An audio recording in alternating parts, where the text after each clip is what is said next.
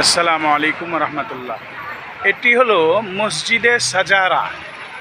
আল্লাহ নবী সাল্লাল্লাহু আলাইহি সাল্লাম সাজারা কথার অর্থ হলো খেজুর গাছ।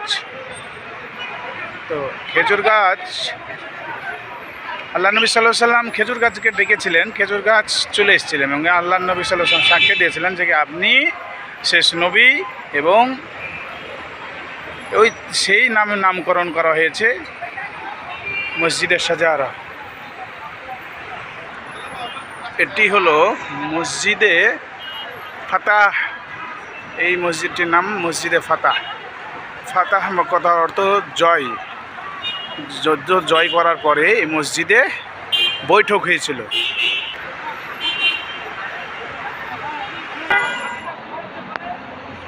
এটি হলো মসজিদে জিন। এই মসজিদটির নাম মসজিদে জিন।